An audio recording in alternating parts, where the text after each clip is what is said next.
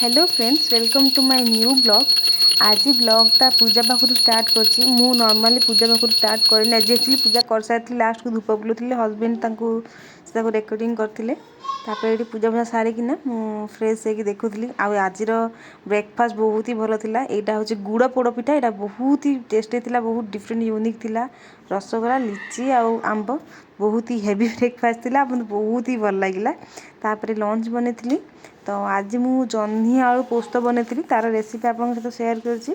यहाँ हूँ जह्नी आलू फास्ट काटिकी रखी आउ काटिकी रखीदे यहाँ मसला नहीं रसुण, काजू, पोस्त, लंका, पियाज ये सब मसला जाइए। जह्नी आलू को सुंदर भाव भाजी देखते देखते सुंदर भाजिकी रखी।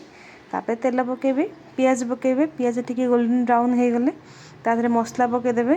मसला पकईदे कषिबे किस समय कषिले ना तार बास्ना पूरा चेंज हो पूरा डिफरेंट बास्ना आसो। से बहुत भल लगे। से परिया पकईदेवे, परिया पकई किस समय गोलैदेवे। लास्ट आप चाहिए आप टेस्ट हिसाब से चीनी आड करेंगे।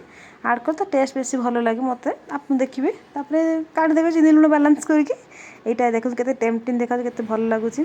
आ मझे मुझे बनई तरबुज जूस, वाटरमेलन जूस बनई भल लगुला पीवा पे रिफ्रेशिंग बनई।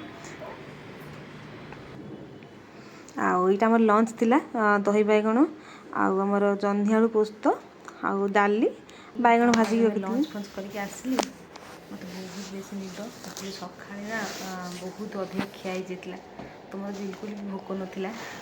बाकी मुझे भावी अल्प टे जा खाईदे पलि आसबी बोली, किंतु मत लंच एत टेस्टी लगे से दही बैगण आ जह्नी आलू पोस्त करी ना मत एत टेस्टी लगे।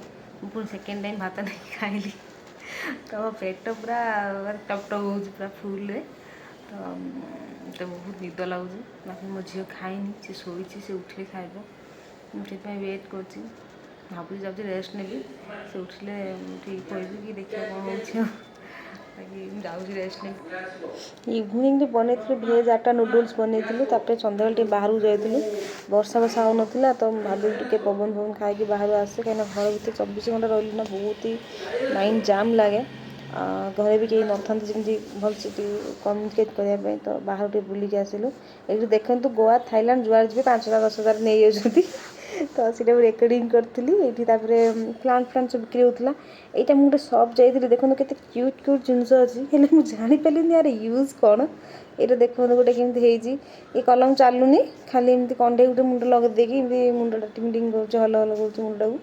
तो ये कंडे सब टेडी सब तो बहुत ही भल देखा हेले मत लगे ये सब जिन जो सब अच्छी ना सब यूज कम आर केवल सुंदर देखापी क्यूट देखापी सब मैंने घर सजाइवाई बस। ये छोट पिलांर कि बड़ लोकर मुझे जापारे बाकी पर्स थिला। मत लगे छोट पिला मुझे भी कहीं तो बड़ लोक एमती छोट छोट कंडे भाया जिन भी यूज करे मुझे जानी बाकी हो सब पर्स थिला देखिए बहुत सुंदर था कि मत लगे किसी भी यूज ना। यहाँ मु ब्रांड ना कहूनी आप देखिए जापर यार जिनस केमतिया कौ भर को मुझे बोली भल था। बाकी बहुत क्यूट क्यूट जिनस पिंक पिंक। रज केमती कटला एथर? रज एथर को बहुत मस्त कटला जेहेतु सैटरडे संडे पड़ा आम बहुत एंजॉय कले पिठा पना बहुत खाइले। तुम रज भल कटला?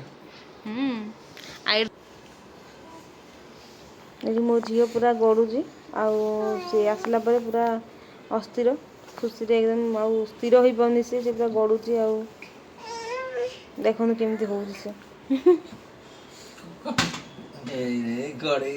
साइड बोतल टाक गड़े तलू आपर ठिया देख कौटी गड़ा के पड़ी उठे पारि कि ना। देखो केमती उठिना तौक देखुच बोटल टा गड़ी तौक तो अनौची जापारि कि ना। ये मो हजबैंड गीत गाउले मुझे रेकर्डिंग कर गुड नाइट देखा नेक्स्ट ब्लॉग रे। डिनर आम करूँ डिनर फिनर करूँ ना डिनर फिनर करवा आउ खाई शोवा रेस्ट ना झी भी खाइब। हाँ आज एमती आज थका लगुनि बाकी माने संगीत समारोह चलती ना तो बहुत एनगेजिंग सिचुएशन अच्छी तो टाटा बाय बाय पुणी देखा नेक्स्ट ब्लॉग रे।